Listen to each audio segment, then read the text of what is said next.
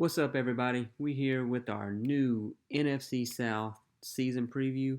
I already ran through the AFC South. Hope you watched those. Hope you liked those. Got some good feedback on them.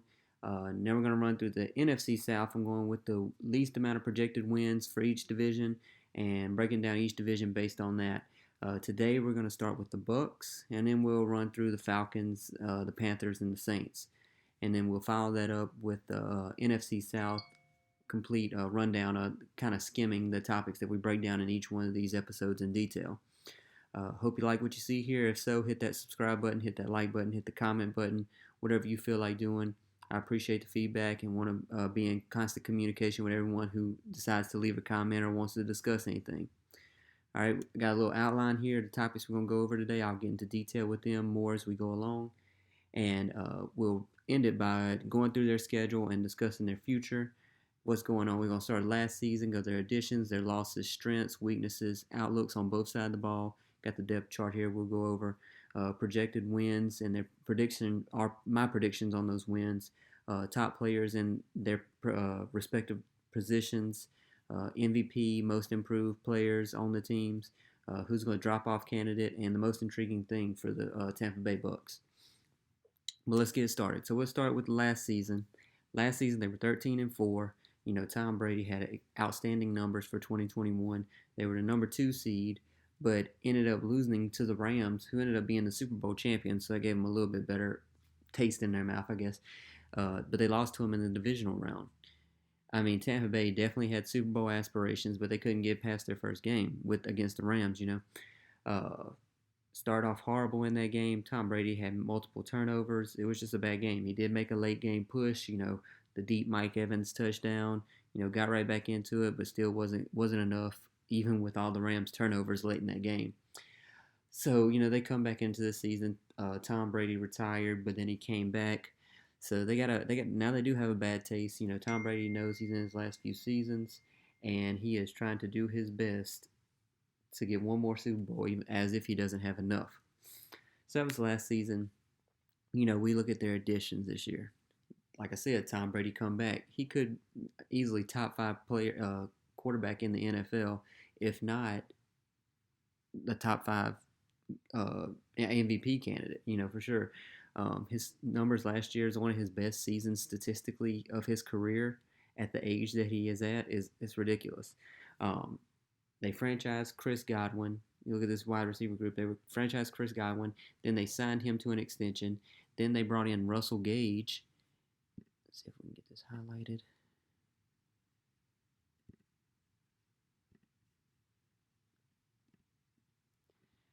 All right, so you look at their key additions. Like I said, they brought in Tom Brady. He had the great season, maybe his best season of his career. They franchised Chris Godwin, then signed him to the extension. So you bring back the amazing duo of Mike Evans and Chris Godwin, but then they brought in what's an underrated signing for me. They brought in Russell Gage. He was a number 3 option in Atlanta. So you bring him into this fold, which is great. They re-signed Carlton Davis, brought him back, one of your top corners in the league. They re-signed Ryan Jensen. Got him. He's a key, especially being the center. He's a key to this Tom Brady offense for sure. Not having that sense of continuity with Ryan Jensen is definitely going to help. They, sticking with the old line, they traded a 5th rounder for Shaq Mason. No idea if Belichick's just doing a favor for Tom Brady at this point, but that was quite ridiculous for them to give up just a 5th round to get him. They drafted, looking at their draft, we're not really worried about the draft too much because this is an all-in win this year. But they did draft Rashad White in the 3rd round. Looked into him some. He had a 92.4 PFF grade since 2020, which was the best among the 2022 running back class. So they may have something with him there. Gio Bernard's getting older, Leonard Fournette's getting older, especially for the running back position. So Rashad White may get some go for sure with this offense. What just happened the other day was the fact that they got a Keem Hicks for 1 year. I think it was $10 million, or it might have been less than $10 million. But for him to get that kind of money, for them to pay that kind of money to get him in Tampa Bay, along with all this other defensive line, they got Logan Hall with the 2nd round pick. They already got Vita Vea, Keem Hicks, William Golston still, Devin White, Levante David, Shaq Barrett, Carlton Davis, Logan Ryan, Antoine Winfield, Jamel Dean, Sean Murphy Bunting. Like everybody on that list is a household name. So we'll get into that in a little bit too. But that Keem Hicks deal is probably going to pay extreme dividends for this Tampa Bay team for this season. So, all right, so we went through the additions. Now we're going to go to the losses. Get into the losses. See if we can highlight this. All right, highlight it. All right, so now we're on the losses. I mean, they didn't really lose too much. This team still looks extremely solid. They did lose Bruce Arians. Todd Bowles steps up from the defense coordinator position and goes into the head coach position. They replace him. They got on here defense coordinator Casey Rogers and Larry Foote. Todd Bowles is still going to have his hand in the defense for sure. So not really much of a loss in the D coordinator position. Antonio Brown, maybe thankfully that he's out. They replaced him basically with Russell Gage. Russell Gage is probably more reliable, especially on the personality end and being able to show up and play the whole game. So it may be an improvement in the wide receiver group, even though Antonio Brown, is the star that we knew him to be if he could stay sane on the field. So we'll see what Russell Gage has to show for that loss to Antonio Brown. One of the best guards in the league, they lost Ali Marpet. So that's going to be a problem, for that offensive line. A key contributor protecting Tom Brady and getting that run game going for sure. They also lost their other guard, Alex Kappa, to the Bengals. He went to the Bengals to shore up their offensive line woes that they had all season. Jordan Whitehead, their safety, he went to the Jets. That's why you see Logan Ryan here filling in that position. But they did also get Keanu Neal. So it may be a little bit of a drop-off there. They're a little more older. But, they still could. The rest of this defense can cover up the holes that may show up right there for sure. O.J. Howard's out. He went to the Bills. Ronald Jones III's also out. They lost all these people, and that was after bringing back all 22 starters after they won the Super Bowl. So, bringing back all 22 didn't work last year. They were great still, but maybe it's time for a little bit of change. Especially people are getting older. People already have that Super Bowl taste in their mouth, so they're like, oh, we can just ramp it up whenever we want to. But they get in these new people who haven't won a Super Bowl, so it may give them that extra edge that they need to get back to the Super Bowl and win it again. Gronk, he's out. It's to be determined. He's not on this depth chart. Cameron Brate's still there. We'll see what happens with Gronk. I won't be surprised at all if he comes back this season around preseason or so. But they did draft Cade Otton in the 4th round. Probably be tight end of the future with Tom Brady, coming out of Washington. So we'll see what happens. That's their losses, their few losses that they had. So now we'll work on team strengths. So looking at their strengths, to me, first off, one, you got Tom Brady, but 1B is their offensive line. They bring in Shaq Mason. He has some history with Tom Brady, filling in that guard position. That they lost, like I said earlier, they lost Alex Kappa, they lost Ali Marpet. They bring in Shaq Mason. They got Tristan Wirfs, who was PFF had him as the 4th best player under 25 behind Jonathan Taylor, Justin Herbert, and one of the Bosa brothers. But they had him 3rd ranked offensive tackle. So he's a great top 5 player at his position for sure. Ryan Jensen's back, one of the best centers in the league for sure. Donovan Smith still there. So offensive line is still strength for sure. They also got the guy in the 2nd round. So hopefully he comes in, gives them some more stability in the trenches for sure, and can improve what they had on that run game and give Tom Brady more time in the pocket. Even though Tom can do whatever he wants, he'll make it work, whatever happens. Like I said, Tom Brady, that was 1A. He always having him as a strength. Many people, for many years, people said, oh, Father Time's catching up to him. It's going to catch up to him this year. It's this year. It's this year. I'm out on that until we're proven otherwise. I feel Tom Brady is just going to continue to put up the great statistics and be the ageism anomaly that he is. Last year, he was the number 2 rated quarterback with PFF, He had 91.7 grade, which was only behind Joe Burrow. So I mean, he had a great season. Who cares how old he is? Let's just start ignoring his age because he's still putting up numbers. If you didn't know how old he was, you'd think he was in his prime. So it doesn't matter. Um, you know, talked about the wide receiver core. They got Mike Evans. They bring back Chris Godwin. I mean, that could be one of the top duos, if not a top three, or the best duo in the NFL at the wide receiver group. You mentioned earlier, got those two, and you bring in Russell Gage in the slot position. He was putting up great games in Atlanta in that horrible offense. So putting him in Tampa Bay offense, there's no telling what we may see. This may be a breakout year for him for sure, especially with Tom Brady once they get clicking together. Get that repertoire built between the two of them. I mean, no telling what we may see. But I mean, again, going to this wide receiver group, Mike Evans, he has the fifth most receiving yards in the NFL since 2016. Which is like 2 years into his career, but since 2016, he has the fifth most receiving yards every year. He's underrated, but he's guaranteeing you 1,000 yards easily for sure, and he's good for at least probably 10 touchdowns a season. He had over 7,000 yards since 2016. So I mean, that wide receiver group is definitely a strength for sure. Mentioned it earlier. Everybody on the defense, 1 through 11, they're all household names. If you watch football in the slightest, you know who these players are. That alone tells you that they have studs at almost every position. And even the positions they don't have studs at, like a strong safety, they still got people who have performed at some time or another. Keanu Neal, Logan Ryan.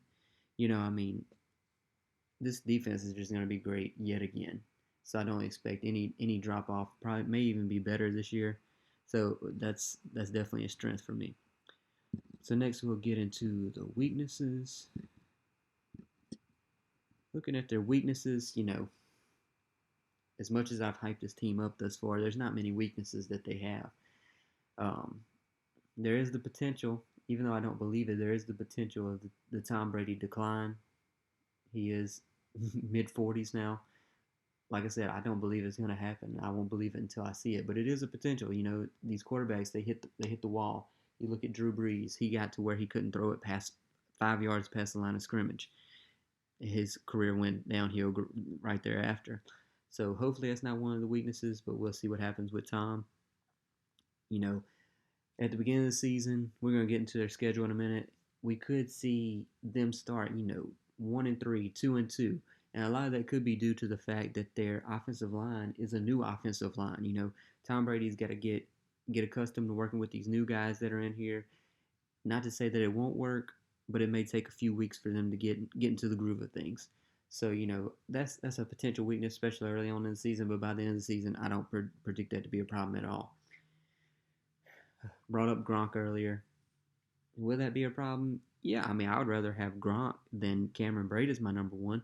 But I mean, with all these other weapons, it's not going to pose that big of an ordeal. Gronk still may come back, but I mean, Cade Otton, he may be the Gronk replacement anyways for Tom Brady or whoever the quarterback of the future is. He had 54 catches for a first down since 2018. I mean, he moves the sticks. That's all he does. So, I mean, he could go in there and be a red zone threat just like Gronk was as well. So, like I said, not many weaknesses at all on this Tampa Bay team, like we expected. A lot of strengths, not many weaknesses at all. All right, looking at the outlook on both sides of the ball. I mean, they have no weaknesses. I mean, everything's going to be great. The offense, I feel like they're going to be about the same. They may take a small step back. They did lose Antonio Brown, but I mean, like I said, Russell Gage could have a breakout year for sure. The running back room, see what Rashad White's got going on. You look at the defense. I think the defense is even going to be even better this year. One of the top defenses last year, and I feel like they've only improved. They got Logan Hall in the second round, who many people had as a first rounder. I mean, I don't see them dropping off for sure. They're going to be great on both sides of the ball, but the defense is probably going to be better than the offense, and the offense is going to be great. So now we'll look at their projected wins and my predictions for this season for them. So let me bring up their schedule. So here's their schedule, week by week. Vegas had them at 11.5 wins for the season. So we will see what happens with that 11.5. That's a high number, especially for projected wins. But we're gonna go through week by week, discuss what we got going on, and what I expect to happen. Week 1, they have the Cowboys on Sunday Night Football at Dallas. Cowboys, they probably took a step back. They lost Amari. Michael Gallup had the ACL injury. Zeke is getting, I don't know, dropping off a cliff. Not really sure what's happening. I see the Bucs going in there, getting a win easily. The Bucs are back with something to prove after losing their game in their playoffs. They're back. They're not going to take this season lightly for sure. Week 2, they're at the Saints. We know they always have problems with the Saints. The Saints have their regular season number. I saw a statistic the other day where it was saying that Tom Brady with the Bucs was 28-6 versus every other team not named the Saints and outscored them 32-20 on average. But against the Saints, he's 1-4, and the average score was him losing by 27-17. So a 15-point difference on offense whenever he plays the Saints, and that includes him playing or losses to Taysom Hill, Drew Brees, Jameis Winston, and Trevor Siemian. I don't know what it is about the Saints, but they have his number. So I expect another loss right there. So we're 1-1, especially early in the season with those O-line problems like I spoke about earlier. Week 3, they have the Packers at home. Packers had the offensive losses. I think overall they may still be a better team than what they were last year, postseason-wise. Regular season, who cares? They're worried about the postseason. But they're going to have growing pains, especially with Christian Watson and the wide receivers that they have in Green Bay. They're going to be trying to be getting accustomed to that new offense with their 2 defensive draft picks that they had early in the draft. So I think the Bucs get the win there. They play against the Chiefs in week 4. I've said this in other videos. AFC West, those teams, all 4 of them, have to get every win they can outside of the division to win the division and get the wild card, either or. So the Chiefs are coming in, they have to win these games. So I think the Bucs lose that one again. The early season woes with the new wide receiver group. No Gronk, maybe. New O-line. So 2-2 going into week 5. They play the Falcons. It's at home, but doesn't matter. They're winning this game. There's no way. The Falcons could potentially be the worst team in the league. So Bucs aren't losing to them. Week 6, they go to Pittsburgh. I don't care if it's Mitchell Trubisky or Kenny Pickett. They're not putting up points against this Bucs defense. It doesn't matter who's out there with what offensive weapons. Bucs get their first winning streak of the season. Now at 4-2 going into week 7 again at the Panthers. Same story as week 6. It doesn't matter if it's Sam Darnold, the worst PFF rated quarterback last year, or Matt Corral. It doesn't matter. They're not putting up enough points to score with Tom Brady or to score against his defense. Week 8, they come off that 3-game winning streak to go against the Ravens on Thursday Night Football. Short week. The Ravens are back healthy. Lamar's got something to prove. He was hurt last year. They get J.K. Dobbins back. They get all their cornerbacks back. They get their whole defense back. They brought in Marcus Williams. Lamar's going to get the win here. So, right now we're going into week 9. We are 4-3. Nope. 5-3. 5-3 through 8 weeks. Week 9, they play the Rams. You think they don't have revenge on their mind after last season? Bucs get the win here. 6-3 through 9 weeks. Week 10, they go to Germany against the Seahawks. Drew Lock is probably going to be the quarterback. If not Drew Lock, then Geno Smith. You think they're scoring more than 10 points against this defense? No way. So now they're going to the bye in week 11, and they are sitting at 7-3. Probably leading the division easily. Potentially number 1 seed at this point. Week 12, they play at the Browns. The NFL still is undecided on what they're going to do with Deshaun Watson. They're probably going to levy some suspension. Browns are going to have to be playing catch-up, especially in the AFC North. So I look at this, and I think the Deshaun Watson hype could be strong and loud in Cleveland. It's going to be a tough win to go get in Cleveland. I have them losing that game. Mentioned earlier, Saints have their number. This is a Monday Night Football game. This could be for the division at this point, relatively speaking, even though it's week 13. But the Bucs don't need to split. They don't need to lose the season series to the Saints, so they have to get the win here. Niners in week 14 at the Niners. You know, I don't really believe in Trey Lance. I know people still high on him. He may have took too much time off, had too much time off the over the year break. I don't know. I don't know what's going to happen with the Niners this year, especially regular season. No Debo possibly either. I think they get the win here. Bengals in week 15. This could be a toss-up at this point. But they're going to be vying for that 1 seed. Joe Burrow may have something to prove at home. I think the Bengals get the win right here. So right now, we're going into week 16. We are 1, 2, 3, 4, 5, 6, 7, 8, 9, 9, and 5 going into week 16. Division probably in hand, but still playing for that number 1 seed. Sunday Night Football at the Cardinals.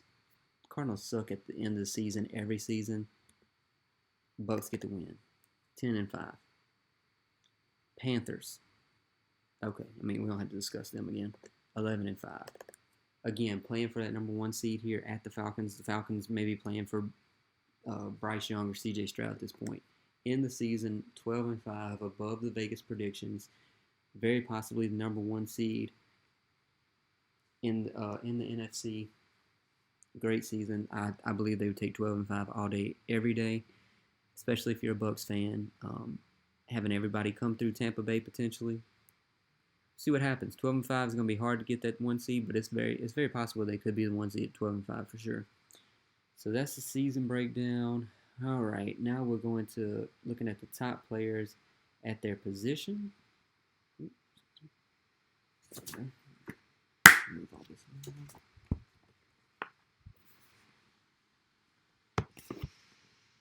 Okay. So we're looking at the top players at their position. With each video, I try to say which positions on this team would have the top 5 players in that position for the NFL. 1, quarterback, Tom Brady. Easily a top 5 quarterback this year. 2, Chris Godwin or Mike Evans. Either one of them could be in the top 5.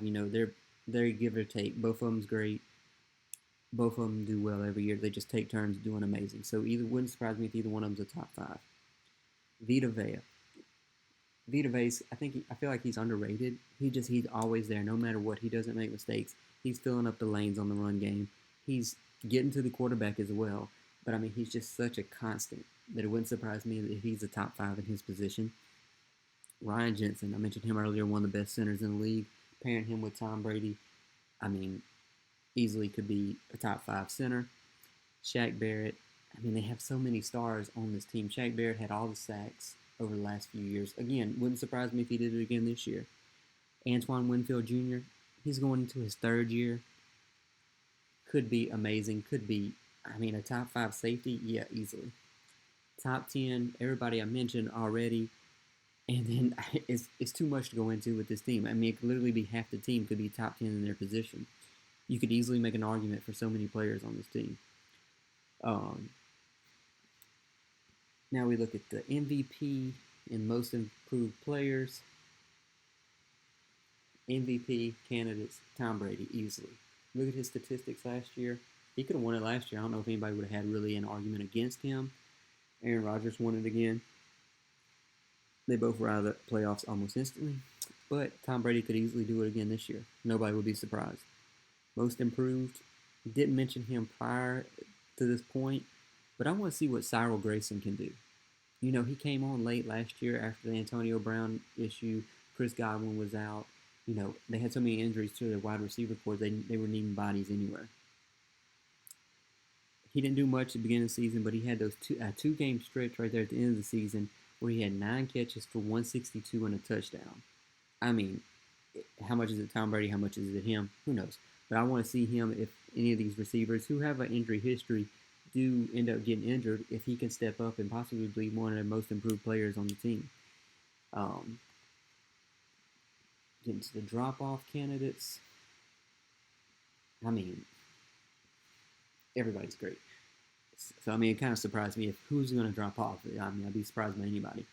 But if I had to pick a drop-off candidate, I would say the running back room. You look at Leonard Fournette; he's been in the league for a good amount of time, especially running back age. Anyways, Gio Bernard, he's just a receiving back at this point. Keyshawn Vaughn's nothing to write home about for sure.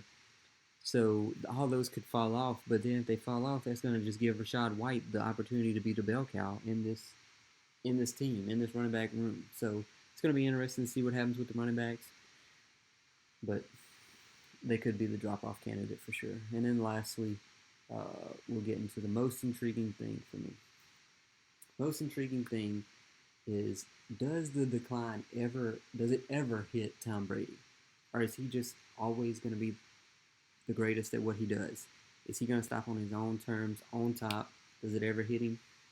That, along with who's stopping this team in the NFC. The AFC, we know, is loaded. We're worried about the Super Bowl if and when they get to the Super Bowl. But who's stopping them in the playoffs? Is it the Packers with their depleted offense? Still got Aaron Rodgers, possible, but not a given. The Cowboys, I'm not counting on them. The Rams, yeah, that's sure. I mean, that's true. It's possible, you know. But they came off the Super Bowl. Are they going to be as hungry to get that again? We'll see. Is it going to be a dark horse team like the Eagles, maybe? I don't foresee it, but you never know. You had the Bengals make the playoffs last year, make it to the Super Bowl. So that's the Tampa Bay Bucs. Again, I enjoy going through all these teams. We're going to run through the NFC South, do a recap of the NFC South, have them going 12-5, playing for the 1 seed, playing for the Super Bowl. I'm sure I'll get into Super Bowl predictions later on. But I hope you like what you heard. If you want to discuss anything, please leave a like or comment. Just say what you agree with, disagree with. Please, if you appreciate what you saw, hit the subscribe button. We're going to be going through all the teams. If you want to hear more about the other teams, hit that subscribe button, and you'll be first to be notified whenever those new videos drop. Until then, catch you next time.